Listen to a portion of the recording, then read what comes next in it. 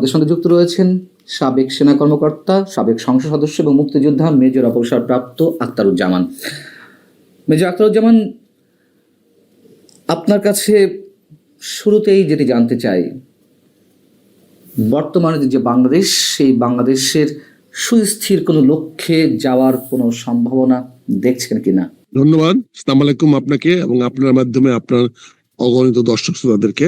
দেশটা অনিশ্চয়তার দিকে যাচ্ছে, প্রচন্ড বেগে অনিশ্চয়তার দিকে ধাবিত হচ্ছে। আমরা আজকেও সকালবেলা দেখলাম যে ইলিয়াস সাহেব আসিফ নজরুলের অফিস ঘেরাও করার জন্য আহ্বান জানিয়েছে। কারণ এখানে শিক্ষা বোর্ডের কমিটিতে আলেম সমাজকে রাখা হয় নাই, এনসিপি কাউকে রাখা হয় না, এই জন্য তাকে ঘেরাও করতে বলা হয়েছে আসিফ নজরুল অফিসকে। এই যদি চলে, কথায় কথায় যদি বিদেশ থেকে কেউ ডাক দিয়ে বলে ঘেরাও করো, তাহলে দেশটা কোন দিকে যাচ্ছে? আজকে দেখেন, পরপর 3টা থানার মধ্যে আক্রমণ হলো। চট্টগ্রামের পটিয়া, তারপরে হলো নীলফামারীতে 2টা থানা, হাতিভাঙ্গা একটা হলো হাতিবান্ধা, আরেকটা হলো পাটগ্রাম, লালমনিরহাটে পাটগ্রামে আর হাতিবান্ধাতে ঘেরাও করলো। আমরা আগে থেকে বলে আসছি, আমরা পুলিশ চাই, যে পুলিশ তদন্ত করবে এবং তদন্ত করে অপরাধীকে শনাক্ত করবে এবং তারে আইনের কাছে সোপর্দ করবে। কিন্তু আমরা দেখেছি অতীতে পুলিশকে আমরা ব্যবহার করছি শাসনের অস্ত্র হিসাবে। পুলিশকে তথাকথিত দায়িত্ব দেওয়ার চেষ্টা করছি আইন শৃঙ্খলা রক্ষা করা। আইন শৃঙ্খলা রক্ষা করা তো অস্ত্র দিয়ে হয় না, আইন শৃঙ্খলা রক্ষা হয় আইন এবং তার প্রয়োগ দিয়ে। বিদেশ থেকে মব ক্রিয়েট করা, মবে উৎসাহ দেওয়া, যাদের কারণে এখন সরকার বিব্রত অবস্থা আছে, আবার সরকার তো তাদের পরামর্শগুলোই গ্রহণ করছে। সমস্যাটি কোথায়? তারা কি চায়, সরকার কি চায়? এটা আসলে সরকার, আবার বললাম তো, এটা আমি কি করে বুঝবো তাদের মধ্যে কি সম্পর্ক? এই সরকার এবং বিদেশি আমার বন্ধুরা যারা কথা বলছেন, তারা হলো একে অপরের সম্পূরক। তারা একজন আরেকজনের পিঠ চুলকাচ্ছেন। তারা সরকার যেটা করার দরকার সেটা তাদেরকে দিয়ে বলাচ্ছে, এবং তারা যেটা সহায় করাতে চায় সেটা তারা সরকারকে বলছে আমরা জনমত তৈরি করে দিচ্ছি, তোমরা সেটা করো। এই যে চলতেছে, এই চলার মধ্যে তো ব্যর্থতা হলো আমাদের রাজনীতিবিদদের। আমি যে কথাটা শেষ করতে পারি নাই, কারণ কথাটা অসম্ভব থাকলে কথাটা ভুল হবে। পুলিশ সুশীল সমাজের একটা অত্যাবশ্যকীয় উপাদান।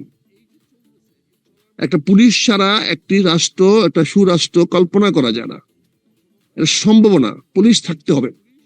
কিন্তু আজকে আমরা পুলিশকে যে জায়গায় নিয়ে যাচ্ছি বা নিয়ে যাওয়ার চেষ্টা করতেছি, সেখানে পুলিশকে তো আমরা শুধু নিষ্ক্রিয় নয়, পুলিশকে আমরা রীতিমতো একটা ভিলেন বানিয়ে ফেলেছি। তারা আজকে সবারই প্রতিপক্ষ। আপনি দেখেন, আগামী নির্বাচন যদি করতে হয় একটা পুলিশিং লাগবে। পুলিশ তো মূলত তদন্ত সংস্থা। তারা তদন্ত করে অপরাধীকে শনাক্ত করবে এবং শনাক্ত করে তাকে আইনের হাতে সোপর্দ করবে। আইন যখন বিচার করবে, সেই বিচারের রায়টা পুলিশ কার্যকর করবে। কিন্তু সেখানে আমরা দেখছি পুলিশকে রাজনৈতিক হাতিয়ার হিসাবে ব্যবহার করতেছি। পটিয়ার ঘটনাটা দেখেন, আপনি সেখানে পুলিশের এত এক্সট্রিমে যাওয়া দরকার ছিল কি? পুলিশ তো সেখানে যেহেতু একটি রাজনৈতিক দলের নেতাদের বিরুদ্ধে অভিযোগ আসছে, সে রাজনৈতিক নেতাকে বললেই হইতো ভাই আপনার লোকেরা এই কাজটা করতেছে, আপনি দেখেন তো। এখানে পুলিশগিরি করা কি ছিল? ওই ওসিগিরি করা কি ছিল? তদন্ত করবে ওসি তো দমন করবে না। ওসিকে ওখানে গিয়ে বাধা দিতে কে বলছে? কে ক্ষমতা দিয়েছে? বাংলাদেশের সিআরপিসিতে কোথায় লেখা আছে পুলিশ কাউকে কোনো কাজ করতে বাধা দিতে পারবে? কোথায় লেখা আছে? আমার কথাটা হচ্ছে, থানার মধ্যে ওই লোকগুলা তাকে নিয়ে ঢুকলো কি করে? থানার মধ্যে ঢুকলো কি করে? ওই ছেলেগুলো ঢুকলো কেন? ঢুকতে দিল কেন? এখন আপনি যে কথাগুলো বলছেন, সমস্যা তো ওইখানে। পুলিশ তো ভয়ে আছে। না, পুলিশ যদি ভয়ে থাকে, তাহলে পুলিশ যদি ভয়ে থাকে, তাহলে পুলিশ আঘাত করতে গেল কেন? সে আঘাত প্রাপ্ত হইতো, সবাই দেখতো। আপনি আঘাত দিতে গেলেন কেন? আপনি আঘাত দেওয়ার ক্ষমতা আপনার নাই। তাকে তো আঘাত করছে। পান্না ভাই, আপনি আমাকে মারতে পারেন, এটা আপনি অপরাধ করছেন, মারাটা। কিন্তু আমি তো উল্টা আঘাত করতে পারি না আপনাকে। না, আপনি যখন জীবনহানির মধ্যে থাকবেন, জীবন সংখ্যা তো কি হয়েছে? জীবন হানির সংখ্যা হলে আপনাকে থানা, এই কতগুলো জিনিস মিস ওয়ার্ড আমরা এমন ভাবে করি।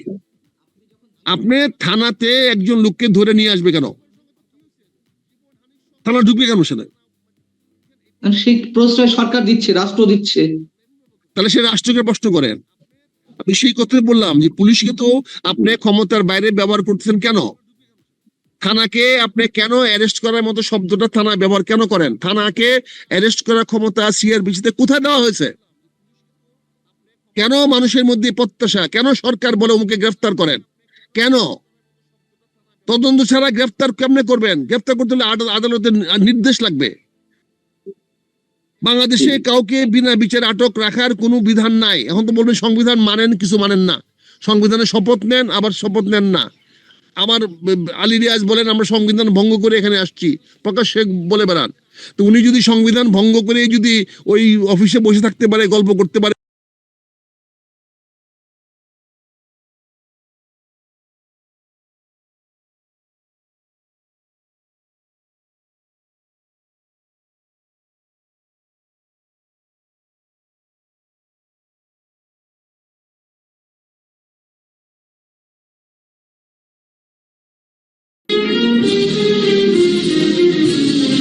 আজকে আমাদের সঙ্গে যুক্ত রয়েছেন সাবেক সেনা কর্মকর্তা, সাবেক সংসদ সদস্য এবং মুক্তিযোদ্ধা মেজর অবসরপ্রাপ্ত আখতারুজ্জামান। মেজর আখতারুজ্জামান,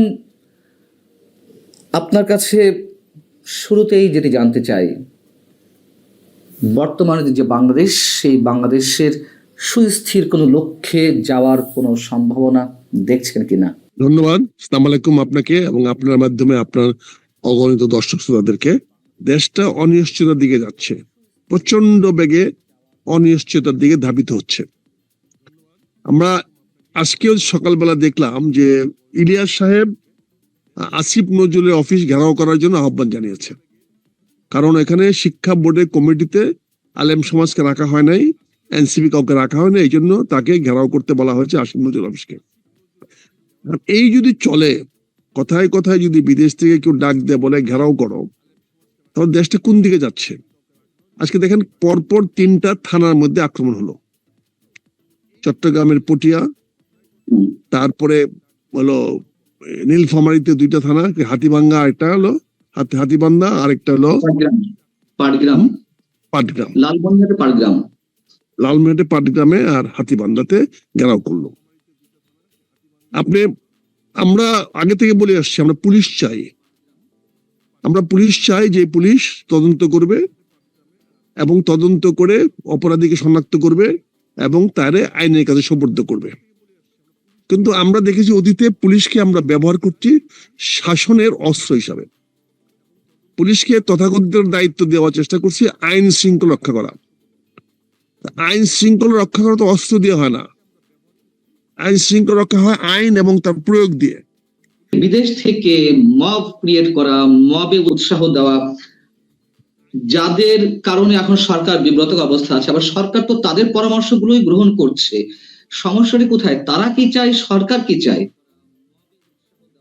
এটা আসলে সরকার, আবার বললাম তো, এটা আমি কি করে বুঝবো তাদের মধ্যে কি সম্পর্ক? এই সরকার এবং বিদেশি আমার বন্ধুরা যারা কথা বলছেন তারা হলো একে অপরের সম্পূরক। তারা একজন আরেকজনের পিঠ চুলকাচ্ছেন। তারা সরকার যেটা করার দরকার সেটা তাদেরকে দিয়ে বলাচ্ছে এবং তারা যেটা সহায়তা করাতে চায় সেটা তারা সরকারকে বলছে আমরা জনমত তৈরি করে দিচ্ছি, তোমরা সেটা করো। এই যে চলতেছে, এই চলার মধ্যে তো ব্যর্থতা হলো আমাদের রাজনীতিবিদদের। আমি যে কথাটা শেষ করতে পারি নাই, কারণ কথাটা অসম্ভব থাকলে কথাটা ভুল হবে। পুলিশ সুশীল সমাজের একটা অত্যাবশ্যকীয় উপাদান। একটা পুলিশ ছাড়া একটি রাষ্ট্র, একটা সুরাষ্ট্র কল্পনা করা যায় না, এটা সম্ভব না। পুলিশ থাকতে হবে। কিন্তু আজকে আমরা পুলিশকে যে জায়গায় নিয়ে যাচ্ছি বা নিয়ে যাওয়ার চেষ্টা করতেছি, সেখানে পুলিশকে তো আমরা শুধু নিষ্ক্রিয় নয়, পুলিশকে আমরা রীতিমতো একটা ভিলেন বানিয়ে ফেলেছি। তারা আজকে সবারই প্রতিপক্ষ। আপনি দেখেন আগামী নির্বাচন যদি করতে হয় এটা পুলিশিং লাগবে। পুলিশ তো মূলত তদন্ত সংস্থা, তারা তদন্ত করে অপরাধীকে শনাক্ত করবে এবং শনাক্ত করে তাকে আইনের হাতে সোপর্দ করবে। আইন যখন বিচার করবে সেই বিচারের রায়টা পুলিশ কার্যকর করবে। কিন্তু সেখানে আমরা দেখছি পুলিশকে রাজনৈতিক হাতিয়ার হিসাবে ব্যবহার করতেছি। পটিয়ার ঘটনাটা দেখেন, আপনি সেখানে পুলিশের এত এক্সট্রিমে যাওয়া দরকার ছিল কি? পুলিশ তো সেখানে যেহেতু একটি রাজনৈতিক দলের নেতাদের বিরুদ্ধে অভিযোগ আসছে, সে রাজনৈতিক নেতাকে বললেই হতো যে ভাই আপনার লোকেরা এই কাজটা করতেছে, আপনি দেখেন তো। এখানে পুলিশগিরি করা কি ছিল? ওই ওসিগিরি করা কি ছিল? তদন্ত করবে ওসি, ওসি তো দমন করবে না। ওসিকে ওখানে গিয়ে বাধা দিতে কে বলছে? কে ক্ষমতা দিয়েছে? বাংলাদেশের সিআরপিসিতে কোথায় লেখা আছে পুলিশ কাউকে কোনো কাজ করতে বাধা দিতে পারবে? কোথায় লেখা আছে? আমার কথাটা হচ্ছে থানার মধ্যে ওই লোকগুলা তাকে নিয়ে ঢুকলো কি করে? রাইট। থানার মধ্যে ঢুকলো কি করে? ওই ছেলেগুলো ঢুকলো কেন? ঢুকতে দিল কেন? এখন আপনি যে কথাগুলো বলছেন সমস্যা তো ওইখানে, পুলিশ তো ভয়ে আছে। না না, একদিকে পুলিশ সে যদি পুলিশ ভয়ে মানসিকতা থাকে, করে, তাহলে পুলিশ যদি ভয়ে থাকে তাহলে পুলিশ আঘাত করতে গেল কেন? সে আঘাত প্রাপ্ত হইতো, সবাই দেখতো। আপনি আঘাত দিতে গেলেন কেন? আপনি আপনি আঘাত দেওয়ার ক্ষমতা তো আপনার নাই। তাকে তো আঘাত পান্না ভাই, করছে। পান্না ভাই আপনি আমাকে মারতে পারেন, এটা আপনি অপরাধ করছেন, মারাটা। কিন্তু আমি তো উল্টা আঘাত করতে পারি না আপনাকে। না, আপনি যখন আপনি জীবনহানির আমাকে যদি, সংখ্যার মধ্যে থাকবেন, যখন আরে জীবন জীবনহানির সংখ্যা তো কি সংখ্যার মধ্যে হয়েছে? থাকবেন, জীবন হানির সংখ্যা হলে আপনাকে থানা দেখেন, এই কতগুলো জিনিস মিস মিস ওয়ার্ড আমরা এমন ভাবে করি। আপনি থানাতে একজন লোককে ধরে নিয়ে আসবে কেন? থানা ঢুকবে কেন সেটা? কারণ সেই প্রশ্রয় সরকার দিচ্ছে, রাষ্ট্র দিচ্ছে। তাহলে সে রাষ্ট্রকে প্রশ্ন করেন। আমি সেই কথাই বললাম যে পুলিশকে তো আপনি ক্ষমতার বাইরে ব্যবহার করতেছেন কেন? থানাকে আপনি কেন অ্যারেস্ট করার মতো শব্দটা থানা ব্যবহার কেন করেন? থানাকে অ্যারেস্ট করার ক্ষমতা সিআরপিসিতে কোথায় দেওয়া হয়েছে? কেন মানুষের মধ্যে প্রত্যাশা? কেন সরকার বলে অমুকে গ্রেফতার করেন? কেন? তদন্ত ছাড়া গ্রেফতার কেমনে করবেন? গ্রেফতার করতে হলে আদালতের নির্দেশ লাগবে। বাংলাদেশে কাউকে বিনা বিচারে আটক রাখার কোনো বিধান নাই। এখন তো বলবেন সংবিধান মানেন, কিছু মানেন না। সংবিধানে শপথ নেন, আবার শপথ নেন না। আমার আলী রিয়াজ বলেন আমরা সংবিধান ভঙ্গ করে এখানে আসছি, প্রকাশ্যে বলে বেড়ান। তো উনি যদি সংবিধান ভঙ্গ করে যদি ওই অফিসে বসে থাকতে পারে, গল্প করতে পারে, চা খেতে পারে, সরকারের রাষ্ট্রে চা খেতে পারে সংবিধান লঙ্ঘন করে, তাহলে ওই ছেলেরা সংবিধান লঙ্ঘন করে আসতে পারবে না কেন? ওসির ঘাড়ে ধরতে পারবে না কেন? কারণ এত আইন তো নাই, কোনো তাই আইন তো তো নাই। ঘটছে, তাই তো হ্যাঁ, ঘটছে। তাহলে তাহলে সেটার জন্য তো দায়ী কে? এখন আপনি ধরেন এই সরকার কি করেছে? এনবিআর কি করেছে? এনবিআর অফিসারদের সাথে যে বিট্রিয়ালটা করেছে, কতগুলো দুর্নীতিবাজ ব্যবসায়ীদেরকে নিয়ে এসে তাদের মধ্যে আপোষ করে দিয়ে আজকে অফিসে করে চাকরি যাচ্ছে। তো এই যে বিশ্বাসঘাতকতা সরকার করতেছে, এগুলা করে কি সরকার পার পাবে? শেষ পর্যন্ত আমি তো আজ প্রথমে বলেছি যে আমরা একটা অন্ধকারের দিকে যাচ্ছি। এই যে বেআইনি কাজগুলা করা হচ্ছে, তাহলে এর মাধ্যমে কি? আগে সরকার গুম খুন করতো, এখন আমরা রিমান্ড করেন। আগে সরকার এই মানুষকে গুম করে মেরে ফেলতো, খুন করে ফেলতো, এখন আপনি মব জাস্টিস করতেছেন। তো একই জিনিস চলতেছে তো। তাহলে পার্থক্যটা কি? যে যে অভ্যুত্থানটি অনুষ্ঠিত হলো, সংগঠিত হলো, যে আন্দোলন ক্রিয়েট করা হলো, যার মাধ্যমে শেখ হাসিনা সরকারের পতন হলো, তাহলে এখনো যদি সে আগের ধারাবাহিকতা চলে, বরঞ্চ আগে মব ভায়োলেন্স ছিল না, এর সঙ্গে যুক্ত হয়েছে মব ভায়োলেন্স, এবং সেটিকে জাস্টিফাই করার চেষ্টা চলছে। বলা হচ্ছে আগের সরকার সামাজিক যে কাজগুলো করেছে তার সামাজিক ফ্যাসিবাদ, তার প্রতিক্রিয়া হিসেবে এটা সামাজিক ফ্যাসিবাদ। কিন্তু এই ভায়োলেন্স গুলো কারা করছে? বিএনপি একটি অংশ করছে, আর সরাসরি জাতীয় নাগরিক পার্টি বা বৈষম্যবিরোধী ছাত্র আন্দোলন নেতা করছে, যারা অভ্যুত্থান ঘটিয়েছিল। তাহলে মানুষের সঙ্গে কি এটি প্রতারণা নয়? এটা প্রতারণা কে করছে? হাসিনার প্রতারণার জবাব আমাদের ডক্টর ইউনূস সাহেব দিচ্ছেন। এনে বিএনপি না মানতেছে কেন? এনসিপি না মানতেছেন কেন? রাষ্ট্র তো নিয়ন্ত্রণ এনসিপি করে না, রাষ্ট্র তো নিয়ন্ত্রণ বিএনপি করে না। এটা এটা শেখ হাসিনার স্থলাভিষিক্ত হয়েছে ডক্টর ইউনূস, এই জবাব একটু ইউনূস দিবে। ডক্টর ইউনূস আজকে দেশে অসাংবিধানিক সরকার প্রতিষ্ঠা করেছেন, সংবিধান বরখেলাপ করতেছেন, বড় বড় গলায় বলতেছেন। তার লোকেরা বলতেছে আমরা সংবিধান অমান্য করে আসছি, তারা আইনকে অপপ্রয়োগ করতেছে, তারা যা খুশি তা করতেছে। তিনি তার অফিসে ডাকায় নিয়ে আসেন ইলেকশন কমিশনের চিফকে, উনি ডাকায় নিয়ে আসেন প্রধান বিচারপতিকে। তো এগুলো তো ক্ষমতার অপব্যবহার হচ্ছে। এটার দায় দায়িত্ব তো প্রধান উপদেষ্টা সাহেবকে দিতে হবে। এই যে বিশৃঙ্খল অবস্থাগুলো, এই যে আনরেস্ট গুলো, এগুলো কি ইচ্ছাকৃতভাবে জিয়ে রাখা, ইচ্ছাকৃতভাবে ক্রিয়েট করা, বিশেষ কোনো উদ্দেশ্য সাধনের কোনো লক্ষ্য আছে কিনা বর্তমান সরকারের? না ভাই, প্রশ্নগুলো এভাবে করেন কেন? আপনি বলতে পারেন না এগুলো কেন হচ্ছে, তো হয়ে যায়। আচ্ছা, কেন হচ্ছে? আপনি কেন কতগুলো কথা দিয়ে কেন বলেন ইচ্ছাকৃত অনিচ্ছাকৃত? কেন হচ্ছে, কেন হচ্ছে? জি, সেই হ্যাঁ, ওইটা প্রশ্ন প্রশ্ন। করে আমি উত্তর দিচ্ছি। এটা কেন হচ্ছে, একমাত্র কারণ হলো একটি অবৈধ সরকার দেশে পরিচালনা করতেছে। যে এই সরকারটা জোর করে বলতেছে তাদের জনগণের ম্যান্ডেট আছে। এখানে জুলাই বিপ্লব হয়েছে শেখ হাসিনার পতনের জন্য। জুলাই বিপ্লবের উদ্দেশ্য লক্ষ্য ছিল না আরেকটি নতুন সরকার গঠন করার। জুলাই বিপ্লব 5ই আগস্ট সরকার পতনের পরপরই জুলাই বিপ্লব যারা করেছেন তাদের দায়িত্ব শেষ হয়ে গেছে। তাদের দায়িত্ব না, তাদেরকে কেউ ক্ষমতা দেয় নাই একটি সরকার প্রতিষ্ঠা করার জন্য। কিন্তু কাকতালীয় ভাবে এই দেশের রাজনীতিবিদদের মানে কি বলবো অযোগ্যতা, অদক্ষতা এবং অনভিজ্ঞতার কারণে তারা ওই একটা মিক্সড সরকার, না মার্শাল, না বিপ্লবী, না কোনো কিছু, না সাংবিধানিক একটা সরকারের ফাঁদে তারা পা দিয়েছে। এই ভুলের খেসারত আজকে আমরা দিচ্ছি। আজকে ডক্টর ইউনূসের সরকার আছে, কেন্দ্রের সরকার আছে, কিন্তু সেই কেন্দ্রের সরকারের কোন রকম নিয়ন্ত্রণ আমার কটিয়াদীতে নাই, কিশোরগঞ্জে নাই, আমার বাজিতপুরে নাই, আমার ভৈরবে নাই। তার নিয়ন্ত্রণ তার ওই বিল্ডিং এর, তার যে ওই যে 8 নম্বর হেয়ার রোডের বাসার চারপাশে, ওই বাড়ির চারপাশে, সেটাও তাও 144 জারি করে তার সে ক্ষমতা রাখাইতে হয়। তার থেকে 1 কিলোমিটার দূরে শাহবাগ চত্বরে এই সরকারের কোনো কর্তৃত্ব নাই। আর ঢাকা শহরে অনেক অলিগলি তো নাই। কিন্তু এই সরকারটা আমরা কেন মানলাম? এই সরকার যদি বিপ্লবী সরকার হতো তাহলে আজকে এই লেজে গোবরের অবস্থা হতো না। আজকে তো চট্টগ্রাম বন্দর লিজ দেওয়ার প্রশ্ন আসতো না, আজকে তো গ্রামীণ ট্যাক্স মাফ করার প্রশ্ন আসতো না, আজকে তো উনি গ্রামীণের ট্যাক্স মাফ করাতে পারতেন না, আজকে তো গ্রামীণ ম্যান পাওয়ার কোম্পানি উনি খুলতে পারতেন না, আজকে উনি তো ওই করিডোর দেওয়ার কথা চিন্তা করতে পারতেন না, কারণ বিপ্লবী সরকার এটা করতো না। যদি ওই ধরনের কোনো সরকার হতো তাহলে পারতো না কেন? কারণ এই সরকার তো কোনো বৈধতা নাই। এই সরকার কি সরকার? এই সরকার সংবিধানের অধীনে শপথ গ্রহণ করেছে রাষ্ট্রপতির কাছে। এখন যেমন সব ধরনের সুযোগ সুবিধা ডক্টর মোহাম্মদ ইউনূস সাহেব নিচ্ছেন কিংবা বিদেশি এজেন্ডা বাস্তবায়নের চেষ্টা করছেন, তো ওই ধরনের সরকার হলেও কি এগুলো ঘটতো না? অবশ্যই ওরা করতো না। বিপ্লবী সরকার কি করে করতো এগুলো বলেন? বিপ্লবী সরকারের গ্রামীণ ফোনে কি ইন্টারেস্ট থাকতো তার? বিপ্লবী সরকারের সঙ্গে আমেরিকার সেই ওই কি বলে বন্দর নিয়ে তার কি কন্ট্যাক্ট থাকতো? বিপ্লবী সরকারের তো এজেন্ডা থাকতো অন্যরকম। সমস্যা কোথায় ছিল? স্পেসিফিক কোশ্চেনে আসি মেজর আক্তার। যেমন ডাক্তার শফিকুর রহমান জামাতের আমির তিনি বলেছেন এই অবস্থায় যে এখন আবার কিসের নির্বাচন, আপনি কি এটা কোনো ব্যাখ্যা দিবেন? মানে আমি তো এই ধরনের প্রশ্ন করতে পারছি না, যে করলে আবার বলবেন যে এই ধরনের প্রশ্ন কেন করছেন। উনি তো সঠিক প্রশ্নের উত্তর দিয়েছেন। উনি তো যেখানে যে থানা তার নিজেকে রক্ষা করতে পারে না, সেই থানা নির্বাচন কেন্দ্র কিভাবে রক্ষা করবে?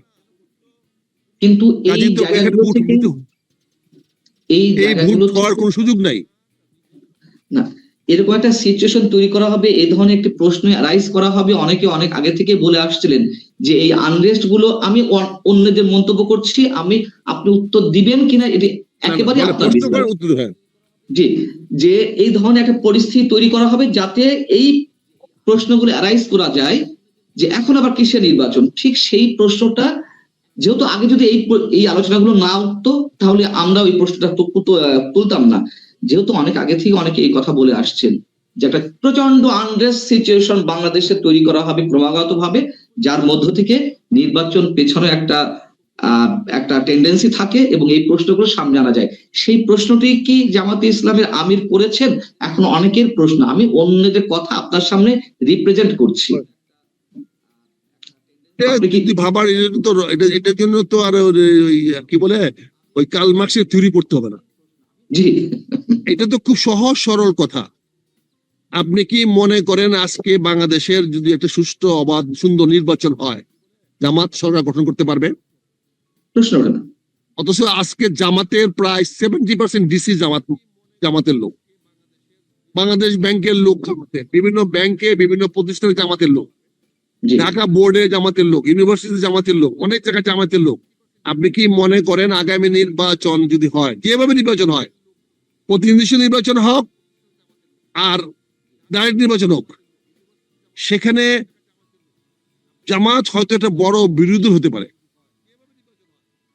বড় বিরোধী হতে পারলে কি ঢাকা ইউনিভার্সিটি ভিসি কি জামাতের লোক হতে পারবে? ওখানে ডিসি কি 10% 20% ডিসি কি তার হতে পারবে? এসপি তার হতে পারবে? পুলিশ অফিস হতে পারবে? ঢাকার মেট্রোপলিটন কমিশনার কি হতে পারবে? ওখানে কি ওই পুলিশের আইজিপি কি হতে পারবে? কাজে জামাত তো ভালো অবস্থায় আছে, নির্বাচন দরকার নাই। তারা বিভিন্ন ভাবে টাল বাহানা করে নির্বাচনে পিছিয়ে নিয়ে যাবে। এখন যে প্রোটোকল যারা পাচ্ছে জামাতের নেতারা, এটা কি সরকারের মন্ত্রীর চেয়ে কম পাচ্ছে? কম সুযোগ সুবিধা তারা পাচ্ছে? তাদের টিএডি হতে পারছে না, টিএডি দরকার নাই, তাদের এনাফ ফান্ড আছে। কিন্তু এখানে তারা সবাই ঐক্যবদ্ধ বিএনপি কে ঠেকাও, বিএনপি কে ঠেকানোর জন্য তারা রাজনীতি করছে। এবং ডক্টর ইউনূস নির্বাচন দিবে না, এটা আমরা প্রথম থেকেই বলে আসতেছি, কিন্তু আপনারাই বিভিন্ন বলে বলে এই পর্যন্ত আসছেন নির্বাচন হবে, আজও কাইলও হবে। আমরা প্রথম দিনে বলছি ডক্টর ইউনূস নির্বাচন দিবে না, দেওয়ার কোনো দায় দায়িত্ব তার নাই, সে নির্বাচন দিতে আসে নাই, সে তার এজেন্ডা আসছে। জি আমি সরি, আমি আপনাকে থামিয়ে দিচ্ছি, সময় একেবারে কম আমাদের, ফিক্স টাইমের মধ্যে শেষ করব। একেবারে স্পেসিফিক কোশ্চেন, যদি না দেয় তার পরবর্তী বাংলাদেশের চেহারাটা কি, একটু যদি সংক্ষেপে বলেন। তো যদি দিবে না, না এটা দেয় অন্তর্ভুক্ত। তাহলে, যদি না দেয়, আমি প্রথমেই বলেছি আপনাকে, বাংলাদেশ একটা অন্ধকারের দিকে যাচ্ছে, এখান থেকে পরিত্রাণের দিকে যাবে। এখন যদি না দেয় তাহলে আগামীতে একটি গৃহযুদ্ধ ছাড়া এর কোনো বিকল্প নাই। আগামীতে বিপ্লব হবে না, আগামীতে হবে গৃহযুদ্ধ। এবং এই গৃহযুদ্ধ মনে হয় ইনশাল্লাহ ডিসেম্বরে শুরু হয়ে যাবে। 5ই আগস্টের পরেই দেখবেন আপনার পরিবর্তন অনেক হয়ে গেছে। 5ই আগস্টের পরে দেখবেন যে আওয়ামী লীগ বিভিন্ন জায়গা থেকে আজান দিবে, আওয়ামী লীগ 5ই আগস্টের পরে আওয়াজ দিবে, আজান দিবে, মাথা তুলে দাঁড়াবে। আওয়ামী লীগ সেই প্রস্তুতি নিচ্ছে এবং আমার মনে হয় নেওয়া উচিত। আওয়ামী লীগ এখন আর বসে বসে মনে হয় মার খাবে না, আওয়ামী লীগ মনে হয় তৈরি হচ্ছে। কেন প্রস্তুতি নেওয়া উচিত?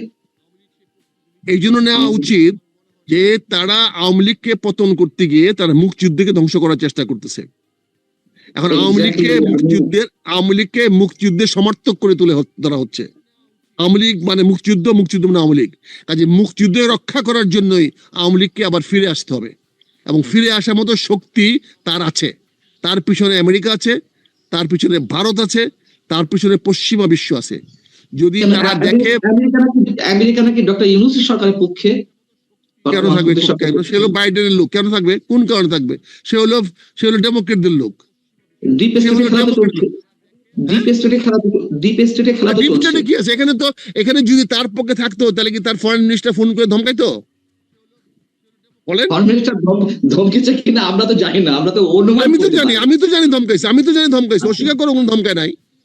অনেক অকথ্য ভাষায় গালাগালি করছে আপনার কাছে তথ্য এবং প্রমাণ গালাগালি আছে? করে ধমকাইছে। হ্যাঁ, আপনি মার্কো রুবিও যে টেলিফোন করে ডক্টর মোহাম্মদ ইউনূসকে ধমকেছেন, এই তথ্য প্রমাণ কি আপনার কাছে আছে? নাই যে তা কি ওনাকে ধমকায় নাই এরকম তথ্য প্রমাণ আছে? নাকি যে ধমকায় নাই তাহলে এরকম তথ্য প্রমাণ আছে? তাহলে ধমকায় নাই। আমার সরকার প্রধান কেন একটা পররাষ্ট্রমন্ত্রী টেলিফোন ধরবেন? কেন ধরবেন? টেলিফোন করে যদি গালাগালি করেন নাই, তাহলে ওই বধূ টেলিফোন করে যদি গালাগালি করেন নাই, তাহলে এর প্রমাণ কি? আপনি ধরলেন কেন তার টেলিফোন? আপনি তার টেলিফোন উঠালেন কেন? যদি ব্যক্তিগত হয়ে থাকে তাহলে আমাদের জানালেন কেন? আর যদি সরকারি হয়ে থাকে তাহলে আপনি কি কথা হয়েছে আপনি জানাচ্ছেন না কেন আমাদেরকে? কেন জানাচ্ছেন না? জানাচ্ছেন না এই জন্য আপনাকে অপমানজনক কথা বলেছে, আপনাকে ইনসাল্ট করেছে, আপনাকে যেটাকে আমরা বাংলা ভাষায় বলে অকথ্য ভাষায় গালাগাল করেছে, এই জন্য আপনি আমাদেরকে জানাচ্ছেন না। এটাই তো তথ্য প্রমাণ। এর বিকল্পটা আপনি বলেন।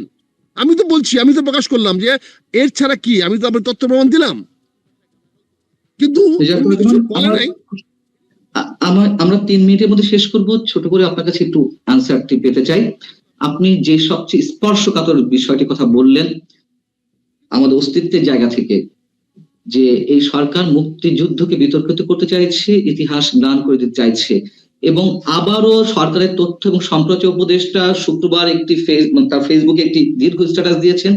এই আন্দোলনের উদ্দেশ্য সম্পর্কে তিনি ক্লিয়ার করেছেন, এবং আবারও এই আন্দোলনকে 24 আন্দোলনকে তিনি 71-এর সঙ্গে মেলানোর ধৃষ্টতা দেখিয়েছেন। আমার প্রশ্ন হচ্ছে, 71-এ তো আমরা স্বাধীন একটা ভূখণ্ড পেয়েছি, তারা ম্যাটিকুলাস ডিজাইন তো ছিল না, স্বতঃস্ফূর্ত মানুষের অংশগ্রহণ ছিল 71-এর প্রতিটি ধাপে, 66, 69, 70। তিনি এখানে বলছেন যে সেটা নাকি ম্যাটিকুলাস ডিজাইন ছিল, এবং সেটির সাথে 24-এ গণ অভ্যুত্থানকে বা আন্দোলনকে আবারও মেলাতে চাইছেন। আমি মাহফুজ আলমের কথাগুলো শুনি নাই, বক্তব্য শুনি নাই, তো আপনার বিশ্লেষণে যেটা পাইলাম সেখানে সে 71-কে রেফারেন্স দিয়েছে, 71 তো অস্বীকার করে নাই। ডক্টর ইউনূসের মতো তো বাটন রিসেট করে নাই। সে বলছে 71টি একটি মেটিকুলাস ভাবে তৈরি হয়েছে, একইভাবে মেটিকুলাসলি এসে 24-এ আন্দোলন তারা করেছে। 24-এ 5ই আগস্টের পরে তাদের মেটিকুলাস প্রোগ্রাম কি সেটা আমরা জানতে চাই। আমরা দেখেছি বঙ্গবন্ধু শেখ মুজিবুর রহমানের বা পাকিস্তান থেকে প্রত্যাবর্তন করার পরে ওনারা কোনো মেটিকুলাস প্রোগ্রাম ছিল না। উনি তখন মৌলানা ভাসানীর সঙ্গেও ছিলেন না, সিরাজুল আলম খানের সঙ্গেও ছিলেন না, আলাদা হয়ে গেছেন। তার পরবর্তীতে ওনার যে মেটিকুলাস প্রোগ্রাম, সেই মেটিকুলাস প্রোগ্রাম জনগণ মানে নাই, ওনার বাকশাল মানে নাই, ওনার অনেক কর্মসূচিকে মানে নাই, যার ফলে ওনার করুণ পরিণত হয়েছে। আজকে যদি মাহফুজ আলমরা যদি একটা মেটিকুলাস প্রোগ্রাম করে হাসিনাকে পতন করায় থাকে, আমি তার জন্য তাকে পূর্ণ অভিনন্দন জানাই, তারা সফল হয়েছে। আমার কথা হচ্ছে এটা তো একটা সরকারের পতন, আর ওটা একটা স্বাধীন ভূখণ্ডের জন্য যদি আপনার ম্যাটিকুলাস ডিজাইন থেকেও থাকে, আপনারা সেটা একটা স্বাধীন ভূখণ্ড উপহার দেওয়ার জন্য ব্যবহার দিয়েছেন। না না, সেটা তো মেটিকুলাস প্রোগ্রাম করে করেছে, সে সফল হয়েছে, সে তো অস্বীকার করে নাই। মাহফুজ তো অস্বীকার করে নাই। মাহফুজ বলছে মেটিকুলাস প্রোগ্রাম করে যদি একটা রাষ্ট্রকে পরিবর্তন করা যায়। আমরা তো লড়কেলেঙ্গে পাকিস্তান করেছিলাম, পাকিস্তান তো আমাদের রাষ্ট্র ছিল, আমরা সেখান থেকে মেটিকুলাস প্রোগ্রাম করে যদি আমরা পাকিস্তান থেকে বেরিয়ে আসতে পারি, যদি আসি, সে বলছে হচ্ছে এটা। এখন আমরা যদি শেখ হাসিনাকে পতনের জন্য যদি কেউ ছল চাতুরি করে থাকে, কুটো কৌশল করে থাকে, আগেরটা হয়েছে কিনা সেটা অন্য প্রশ্ন, কিন্তু সে যদি করে থাকে তাহলে শেখ হাসিনার পতনটাকে তো আমি বৈধই বলছি, তারা সঠিক কাজ করে। আমার কোনো আপত্তি নেই, এক্ষেত্রে আমার কোনো আপত্তি নেই। আমার কথা হচ্ছে যে এই ম্যাটিকুলাস ডিজাইনের উদাহরণটা তো অন্যভাবে দেওয়া যেতে পারতো, 90-এর গণঅভ্যুত্থানের সাথে দেওয়া যেতে পারতো, বা অন্য কোনো আন্দোলন। কেন কথায় কথায় 71-কে আনা, কেন কোথায় কোথায় সবসময় রিপ্লেস করা 24-কে 71-এর জায়গায়? এই কথাটা তো আপনি আজকে বলে লাভ নাই। আমরা তো জুলাই মাসেই বলেছিলাম, মুক্তিযুদ্ধ থেকে আহ্বান জানিয়েছিলাম গত জুলাই মাসে, 2024 সনের জুলাই মাসে আমার বক্তব্য আছে, দেখেন, জানিয়েছিলাম মুক্তিযোদ্ধারা সজাগ হন, রুখে দাঁড়ান, আপনাদের বিরুদ্ধে ষড়যন্ত্র হচ্ছে, সমস্ত রাজাকাররা ঐক্যবদ্ধ হচ্ছে, এই আন্দোলনের পুরোধা সবাই স্বাধীনতা বিরোধী, আপনারা সাবধান হন। আপনারা কেউ সাবধান হন নাই, আমার দলকেও বলেছে সাবধান হন নাই। আজকে তারা আসছে, এটা এই দেশের জনগণ সজাগ বলে 1 বছরের মধ্যে তারা ইস্ট পাকিস্তান বানাতে পারে নাই, পাকিস্তান বানাতে পারে নাই, 1 বছর চলে গেছে, কিন্তু তারা এখনো সেই চেষ্টা করে যাচ্ছে। ইনশাল্লাহ তারা সফল হতে পারবে না। এই বাংলাদেশ থাকবে। এবং আমার দেশমাতা খালেদা জিয়া 1 জুলাইয়ের যে আহ্বানটা জানিয়েছেন, 3টা পয়েন্ট খেয়াল করে দেখেন। উনি বলেছেন স্পষ্ট বলেছেন, জুলাই বিপ্লবের আমাদের সামনে নতুন বাংলাদেশ করার সুযোগ সৃষ্টি হয়েছে। সে নতুন বাংলাদেশ গড়া, বাংলাদেশই করে নাই, বাংলাদেশটাকে নতুন করে গড়তে পারে না। তারপরে তিনি বলেছেন, আমার দেশের সার্বভৌমত্বকে রক্ষা করার জন্য আমাদের ঐক্যবদ্ধ হতে হবে। কোন দেশের পররাষ্ট্রমন্ত্রী আমার সরকার প্রধানের সঙ্গে কথা বলা আমার সার্বভৌমত্বের লক্ষণ, এটা উনি স্পষ্ট করেছেন। আরেকটি উনি কথা বলেছেন, এই 24-এর এই যুদ্ধে, এই বিপ্লবে যারা আহত এবং নিহত হয়েছেন তাদের পূর্ণ পাশন এবং তাদের কম্পেনসেশন, তাদের ক্ষতিপূরণ দেওয়ার ব্যবস্থা নিতে বলেছেন এবং তিনি করবেন। কাজে ওনার নির্দেশনা সুস্পষ্ট। অনেক অনেক ধন্যবাদ মেজর আখতারুজ্জামান আপনাকে। দর্শক ভালো থাকুন, আল্লাহ হাফেজ।